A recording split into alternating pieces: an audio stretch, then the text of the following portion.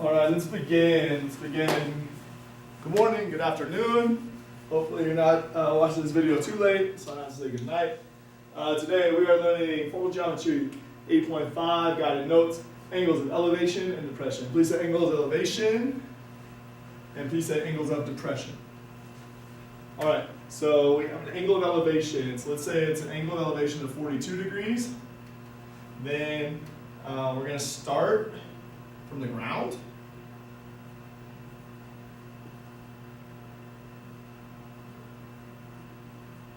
And we're going to elevate 42 degrees.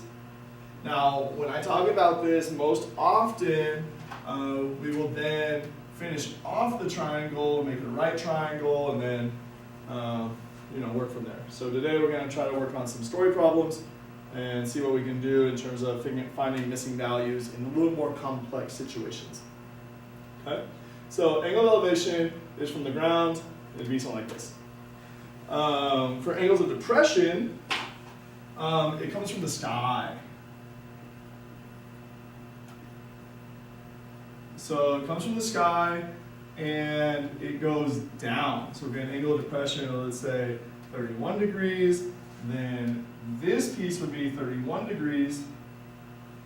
And usually we would finish off a triangle like so.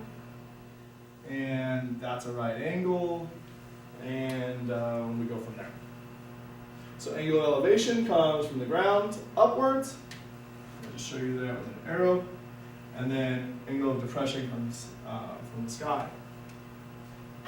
The thing about this is it doesn't necessarily matter which one I give you because I'm really telling you the same thing. If you looked at an angle of elevation, the ground is parallel to the sky. And since the ground is parallel to the sky, this angle here would be the same as this angle here, and that would be a 42. So if I told you the angle of depression was 42, you would depress down to make the hypotenuse of the right triangle, but it's also the same as if you started on the ground and you went up. And so where do you think I could also put a 31 in this triangle? Would I put it in spot A or in spot B? Please decide on your best answer when you've decided, put your hand on your head. And correct answer is where B is. Again, these angles would be congruent to each other because the sky and the ground are parallel. So let's go that different color. So the angles of depression and elevation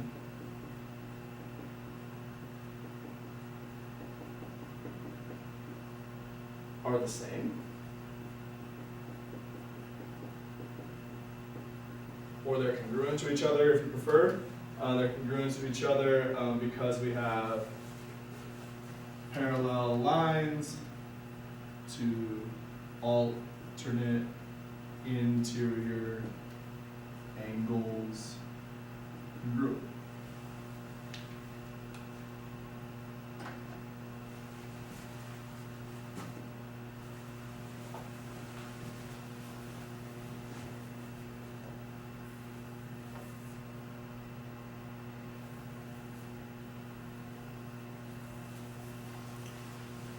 All right, so here's our introduction. Angle of elevation comes from the ground, goes up. Angle of depression starts from the sky and goes down. And they're kind of the same because if parallel lines, then alternate interior angles are congruent.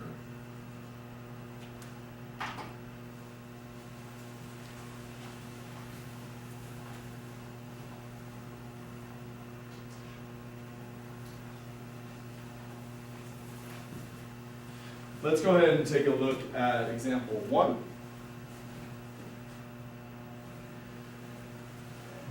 If you would please read that to yourself.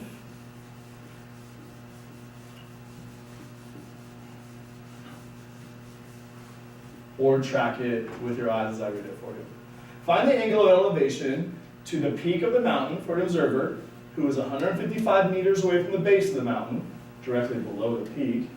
If the observer's eye is 1.5 meters above ground and the mountain is 350 meters tall. So we've got,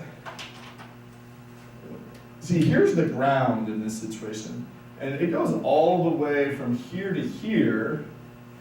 We know that's 350 meters.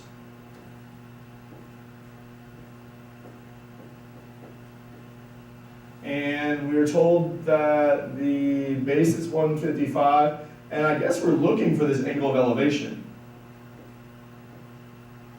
Now, every situation you're going to run into isn't the same. And in this situation, they told us the mountain was 350 feet high, and so there's a few different scenarios you can get to here. Would you go ahead and make a right triangle that looks similar to this situation, and decide what value you're going to put where I've left 3 question marks. Once you cut up to that task, you can unpause the video.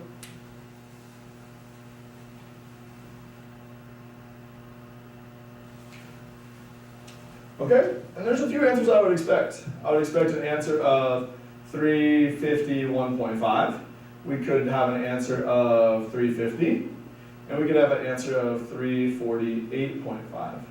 We've got to adjust for the fact this person's already 1.5 meters off the ground. 1.5 meters is 5 feet or so.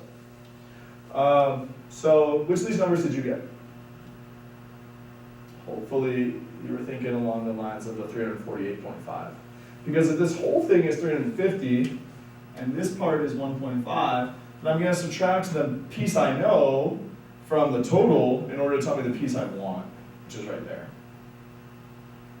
Okay, so the piece I want is 348.5. Now we'll use the skill that we developed last class in terms of doing right triangle trig in order to figure out what x is. So in this situation, I'm going to take the perspective of one of my acute angles. Should I take it of x or the unmarked angle? I'll take it of x. And I need to figure out, relative to this vantage point, what is 348.5 and what is 155? From x's perspective, 348.5 is the opposite. And the hypotenuse is clearly across the right angle, and the 155 is the adjacent.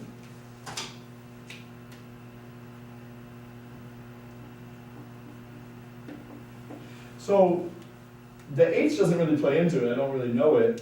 It might work in other problems. You might use the h. But in this problem, we're talking about the o and the a. And so the trig function that works with o and a of SOHCAHTOA, this is right triangle trig.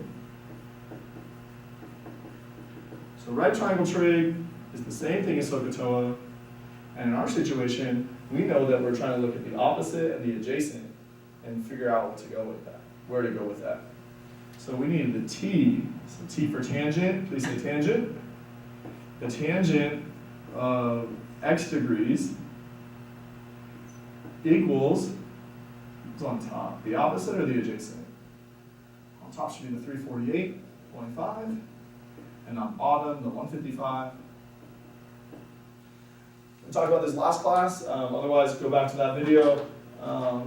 There's 3 ways we might be able to isolate x. We can switcheroo if the x is on the bottom. We can multiply by the bottom if the variable's on the top. And in this scenario, when we're taking the tangent of our variable, we isolate our variable by taking the tan inverse of both sides.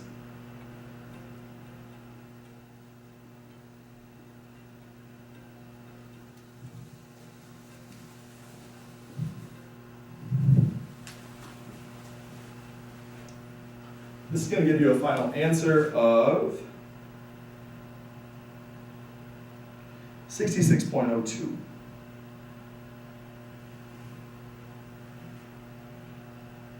Sorry about that.